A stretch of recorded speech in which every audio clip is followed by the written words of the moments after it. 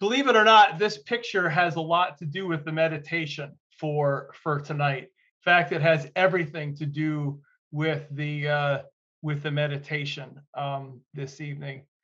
And this is my wood pile, and this is the wood pile that I'm going to use to partially heat my house this coming winter.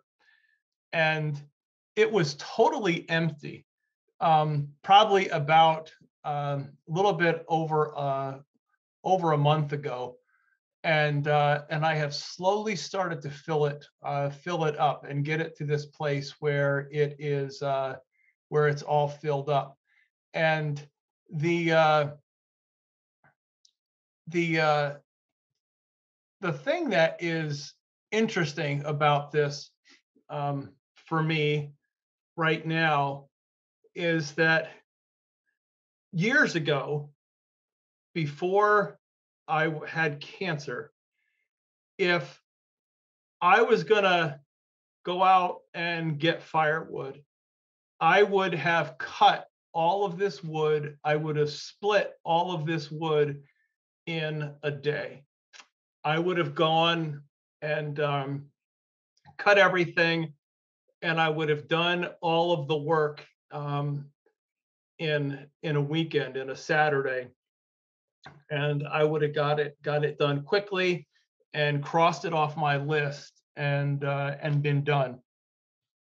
But this year, as I looked at going ahead and getting the wood for the winter, it was just an overwhelming thing to be thinking about.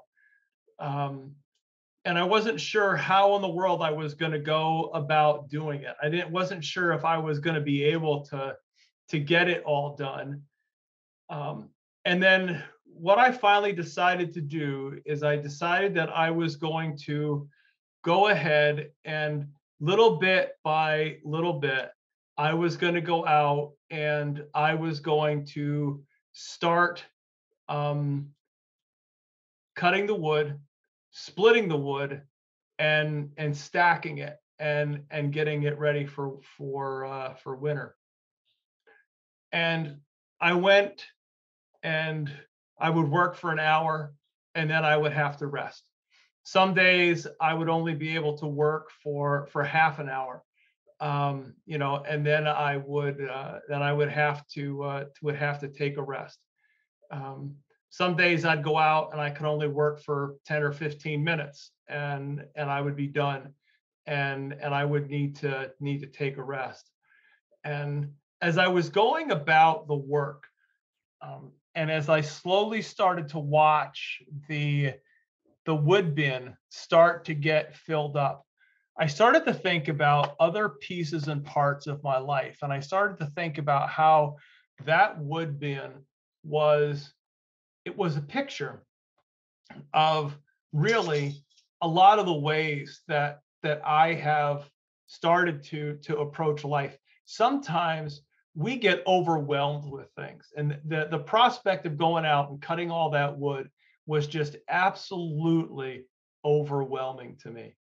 It was so overwhelming. I wasn't sure that I even wanted to start to begin the project and to begin the work. But when I finally decided that I was going to start with just the first log, and I was going to start small, and I was going to do what I could do in a given day, and I was going to work and accomplish what I could in that moment in time, and then I was going to rest and was just going to go piece by piece. It changed the way that I looked at things. It changed the way that I saw it. And Nancy has come out and she's helped. She came out one day after I had been outside splitting wood for a while, and she looked at it and she goes, "Dan, you have this just about half filled." I said, "Yeah, I think I might be able to. I think I might actually be able to do this." And then the other day, I just about have it finished. And it got me thinking about those times in our lives when we face a situation, whether it's a conversation with somebody, whether it's a job that we have to do around the house or around the home, whether it's, whatever it is, we face a situation and it just feels so overwhelming. It feels so overwhelming that we are almost frozen. I don't know if you've ever felt that way, but there have been many times in my life where, as I sit and as I think about something, it overwhelms me to the point where I feel um, almost frozen. And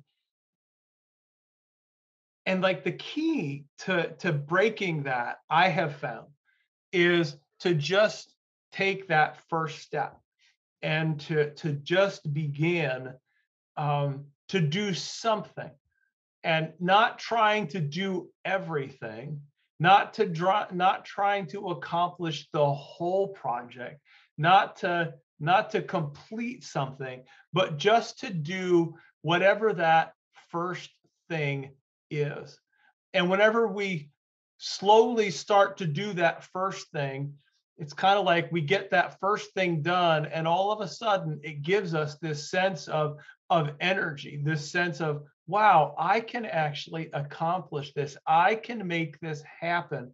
God is working in me and through me to make this a reality.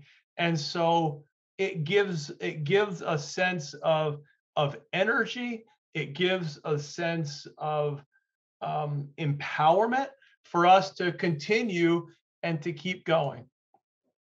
I've shared with you in the past that I attend some of the AA meetings at church, and I do so because I think they're some of the most spiritually healthy uh, gatherings that I have ever been a part of.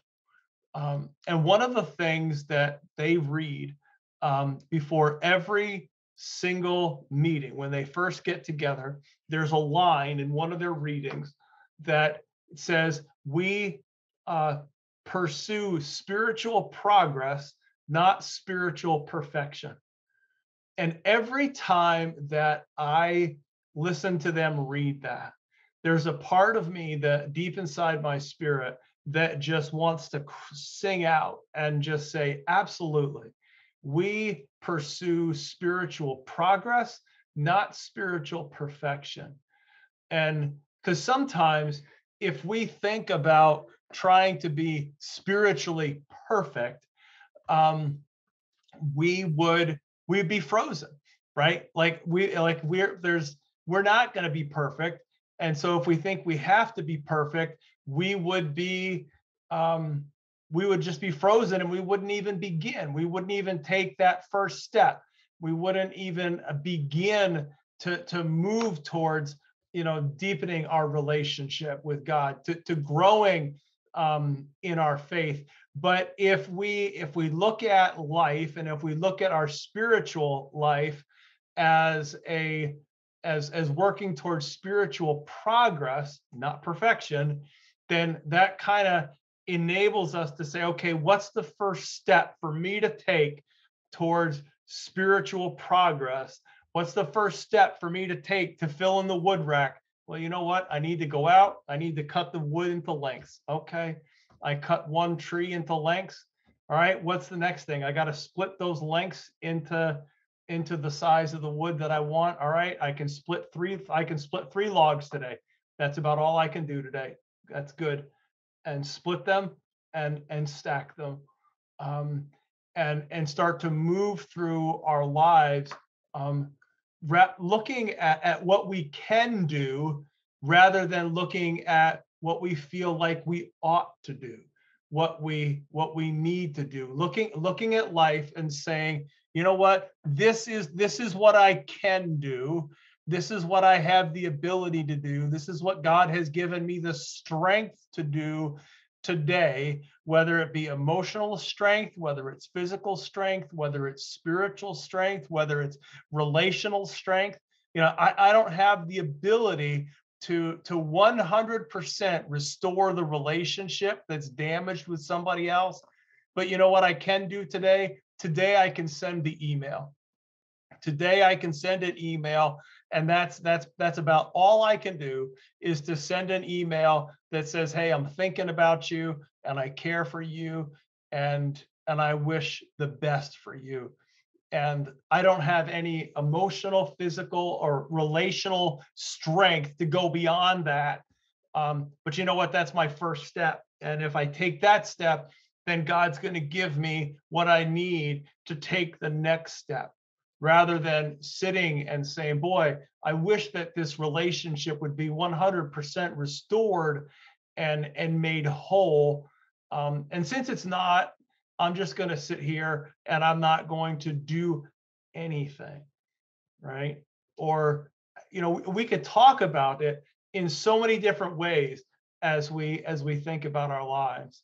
Um, so I just wanted to share with you that I wanted to share with you that wood pile, and just share with you that one of the lessons. I mean, I think God is alive and well and at work all around us. And even as I'm out doing something as foolish as cutting wood and chopping wood and getting ready for the winter.